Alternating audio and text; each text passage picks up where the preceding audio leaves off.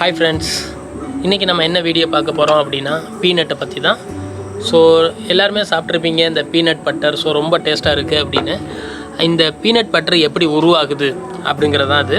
So peanut இதுதான் peanut, அதாவது வேர்க்கடலைன்னு சொல்லுவான் தமிழில்.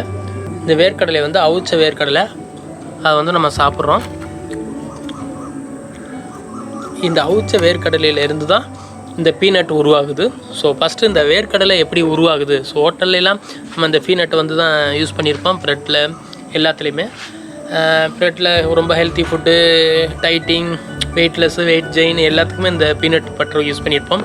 பட் இந்த பீனட் எப்படி உருவாகுது அப்படின்னு ரொம்ப பேருக்கு தெரியாது. ஸோ இதுதான் ஃப்ரெஷ் பீனட்டு.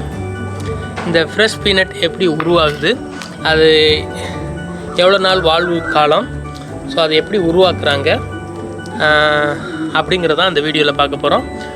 வில்லேஜ்லாம் என்ன பண்ணுவாங்க அப்படின்னா, இந்த ப்ரொடக்ஷன் டயத்தில் எவ்வளோ விற்பனைக்கு போக மிச்சத்தை வந்து இந்த ஈவினிங் ஸ்நாக்ஸ்க்கு இந்த பீனட்டை தான் யூஸ் பண்ணுறது. ஸோ எங்கள் வீட்டு கொள்ளையில் எப்படி பீனட் உருவாகி அதை நாங்கள் எப்படியெல்லாம் யூஸ் பண்ணி என்னென்ன ப்ரோசஸ் எல்லாம் தாண்டி கடைசியாக நம்ம ஹேண்டுக்கு வருது அப்படிங்கிறது தான் இந்த வீடியோ. இப்போ எங்கள் வீட்டில் உள்ள நிலத்தில் என்ன பண்ணுறோம் அப்படின்னா, இந்த வேர்க்கடலையை வந்து விவசாயம் பண்ண போகிறோம்.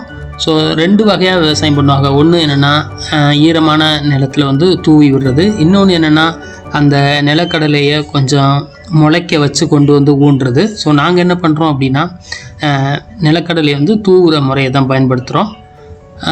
ஒவ்வொரு இதுக்கும் தூவும்போது ஒரு 15 சென்டிமீட்டராவது இடைவெளி இருக்குன்னா அப்போ தான் அந்த வேர்க்கடலை வந்து தூர் பிடிக்கும்.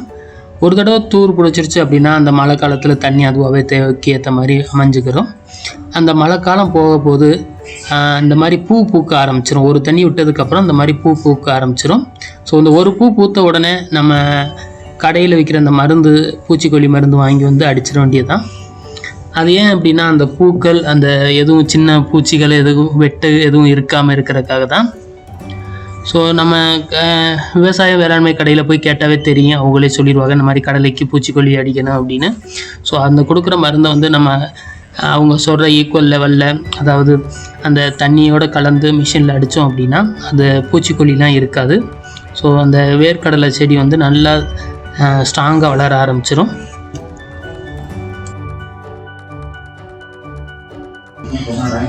இந்த செடி வளர்கிறதுக்கு என்ன பண்ணுறோம் அப்படின்னா 3 தண்ணி விடுறோம். ஸோ அந்த 3 தண்ணி விட்டதுக்கப்புறம் இந்த உயரத்தில் வந்து இந்த கடலை செடி வந்துடும். அதில் வந்து இந்த பூக்கள் வந்து ஒரு 4-5 பூக்கள் பூத்துருச்சு அப்படின்னா கீழே வந்து கடலை வச்சிருச்சுன்னு அர்த்தம். ஸோ ஃபஸ்ட்டு பூ வந்துச்சுன்னா சின்ன கடலையாக இருக்குதுன்னு அர்த்தம். ஸோ 4-5 பூ பூத்துருச்சு அப்படின்னா கொஞ்சம் கடலை பருவத்துக்கு வந்துருச்சுன்னு அர்த்தம். ஸோ அந்த நேரத்தில் என்ன பண்ணுறோம், இன்னும் ஒரு தண்ணி ஊற்றிட்டு அந்த வேர்க்கடலைக்கு வந்து சுற்றி இந்த தூள்கள்லாம் வந்து தூள் பக்கத்தில் மண் வைக்கணும். ஸோ அப்போ தான் கடலை வந்து அதிகமாக வைக்கும். சில பேர் என்ன பண்ணுவாங்க அப்படின்னா மண்ணெல்லாம் கட்ட மாட்டாங்க, சும்மா ஏதாச்சும் ஒரு தடவை அதை சுற்றி இருக்க கடை பிடிங்கிட்டு விட்டுருவாங்க. ஸோ அப்படி பண்ணோம் அப்படின்னா கடலை வந்து அதிகமாக இருக்காது, ரொம்ப கம்மியாக தான் இருக்கும். இந்த மாதிரி ஒன்றுக்கும் ஒவ்வொரு இடைவெளி வச்சு ஒரு 15 சென்டிமீட்டர் இடைவெளி வச்சு தூள் கட்டணும் அப்படின்னா கடலை வந்து உள்ளே அதிகமாகவே இருக்கும். இது ஒரு மெத்தடாகவும் பயன்படுத்துவாங்க. எப்போவுமே அந்த கடலையுடைய தூள் பகுதி கொஞ்சம் ஈரமாகவே இருக்கணும். ஸோ ரொம்பவும் ட்ரையாக விட்டுறக்கூடாது. அதே மாதிரி பருவத்துக்கு ஏற்ற மாதிரி நம்ம மருந்து மட்டும் அடிச்சுக்கிறோம், பூச்சிக்கொல்லிலாம் இல்லாமல் இருக்கிறதுக்கு. ஏன்னா அந்த பூ பூத்தோன்னே அதிகமாக பூச்சி வரும், அந்த பூச்சியை வந்து தடுக்கிறதுக்கு தான் அந்த மாதிரி மருந்து அடிக்கிறோம்.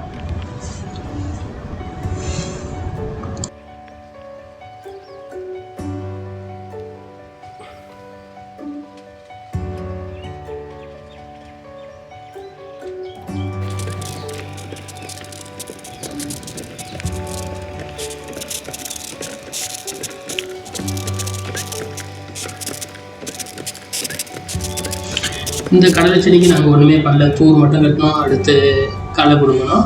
இந்த மெத்தடாகவும் ஃபாலோ பண்ணோம். ஸோ இதில் ஃபாலோ பண்ணும்போது என்ன வந்துச்சு அப்படின்னா நல்ல ஒரு மகசூல் தான் கிடச்சிச்சு. நல்ல நெருக்கமாகவும் இருந்துச்சு, நல்ல பெரிய கடலையாகவும் இருந்துச்சு. இன்னொரு மெத்தட் என்ன பண்ணோம் அப்படின்னா, இது வந்து நம்ம நெல் விவசாயம் பண்ணால் அதே நிலத்தில் விதைச்சதுனால இவ்வளோ கடலை வருது. இன்னொன்று திடல்னு சொல்லுவோம், அதாவது விவசாயம் பண்ணாத இடம், பருவமழை மட்டும் நம்பி இருக்கிற இடம். ஸோ அங்கே என்ன பண்ணோம் அப்படின்னா சும்மா மட்டும் கடலை விதைச்சி விட்டுற வேண்டியதான். ஸோ நம்ம தூர் கொடுங்கவோ தண்ணி பாய்ச்சவோ எதுவுமே தேவையில்லை. இது ஒரு பரப்பலான இடம் இருந்தாவே போதும். அந்த இடத்துல வந்து விதைச்சி விட்டோம் அப்படின்னா ஆட்டோமேட்டிக்காக முளைச்சிடும். ஆனால் அந்த பருவ காலத்துக்கு கரெக்டாக தண்ணி மட்டும் கிடச்சிருச்சு அப்படின்னா கடலை வந்து சூப்பராக கொத்து கொத்தாக வைக்க ஆரம்பிச்சிடும். இதுக்கு நாங்கள் எந்த ஒரு எஃபெக்ட்டுமே பண்ணலை. ஸோ சுற்றி இருக்கிற நிலத்தில் வெறும் கடலை மட்டும் தூவி விட்டாச்சு. ஸோ அளவோடு எடுக்கலை. பக்கத்தில் உள்ள புல்வெளி வந்து அதிகமாகனால அந்த கடலையுடைய வந்து உள்ளே வைக்கிற அந்த கடலையோட குவான்டிட்டி வந்து அதிகமாகவே எங்களுக்கு கிடைக்கல. மகசூல் அந்த அளவுக்கு இல்லை. ஆனால் இதே இது நம்ம வயலில் பண்ணோம் அப்படின்னா நல்ல மகசூல் கிடைக்கும்.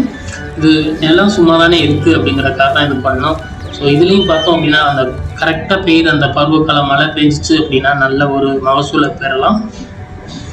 இந்த மாதிரி நாங்கள் கஷ்டப்பட்டு தான் இந்த பீனட்டை உருவாக்குறோம். ஸோ இப்படி வந்ததான் இந்த பீனட்டு, அதை தான் நம்ம அவிச்சு சாப்பிட்றோம். ஸோ இந்த வீடியோ பிடிச்சிருந்தா லைக் பண்ணுங்கள், கமெண்ட் பண்ணுங்கள், சப்ஸ்கிரைப் பண்ணுங்கள் என் சேனலுக்கு. தேங்க்யூ ஸோ மச் ஃபார் வாட்சிங்.